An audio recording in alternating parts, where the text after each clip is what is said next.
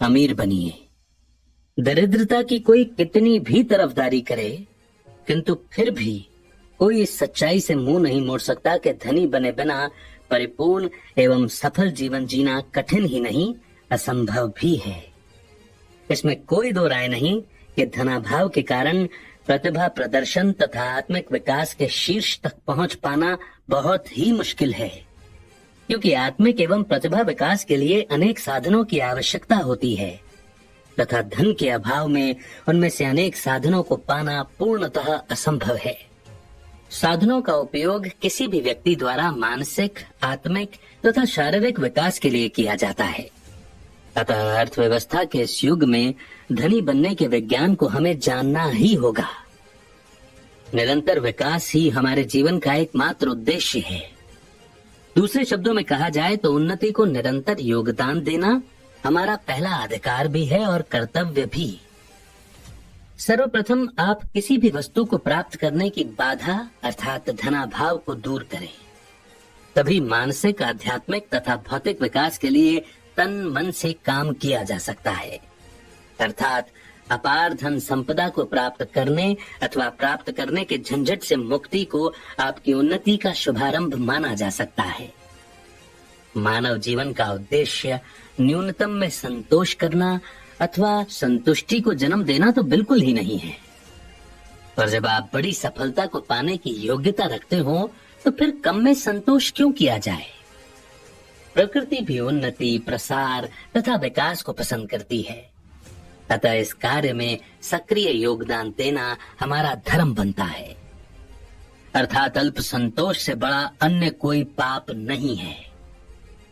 संपन्न एवं संपूर्ण जीवन जीने के लिए और जितना भी आपको चाहिए, अगर वो सभी कुछ वर्तमान में आपके पास है तो आप अमीर हैं, तथा इस दुनिया में ऐसा कोई भी इंसान नहीं है जो ये सभी कुछ हासिल करने की योग्यता न रखता हो।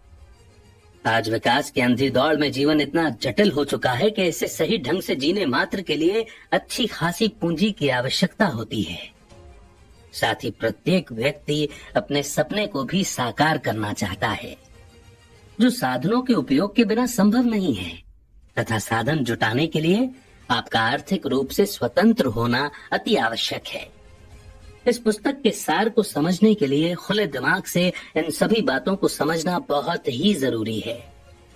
धनवान बनने की कामना रखना कोई बुरी बात नहीं है, क्योंकि आपकी इस इच्छा के पीछे धन, वृद्धि, पूर्णता तथा प्रचुरता की भावना छिपी होती है, जो कि पूरी तरह से प्राकृतिक है। इसीलिए जो व्यक्ति अपने जीवन को पूरी तरह से जीने की कामना नहीं रखता हो, मेरी नजर में वो असामान्य है।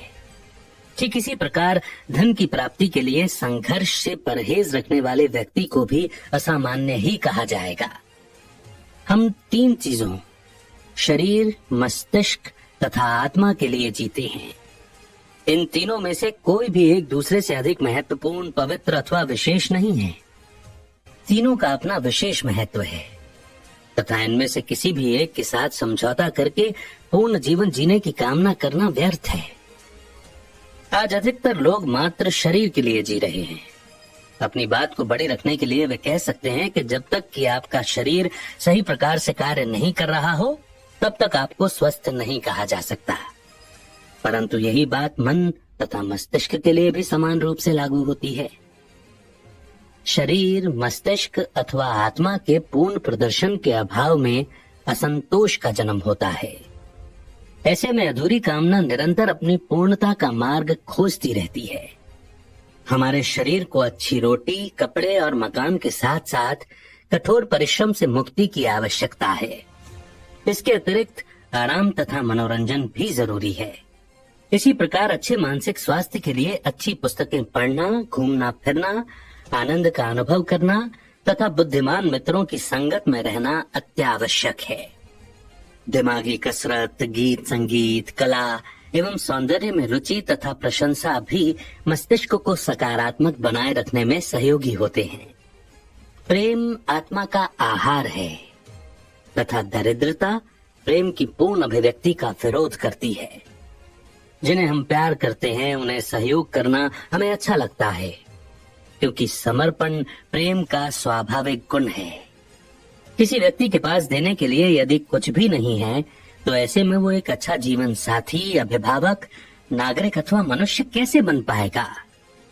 हम अपने शरीर को सुखी बनाने के लिए भौतिक वस्तुओं का उपयोग करते हैं, जिससे मस्तिष्क तथा आत्मा का भी विकास होता है।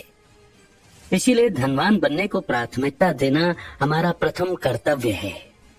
पहले तो आपके अंदर धनी बनने की कामना होनी चाहिए, फिर पूरी एकाग्रता के साथ इसकी पूर्ति के लिए सहयोगी विज्ञान का अध्ययन करें। यदि आप ऐसा नहीं करते हैं तो समझिए कि आप अपने कर्तव्य से मुंह मोड़ रहे हैं। याद रखें, अगर आप सफल एवं धनवान बनते हैं तो यह आपकी ओर से मानवता तथा ईश्वर को दिया जाने वाला सर्वश्रेष्ठ उपहार साबित होगा।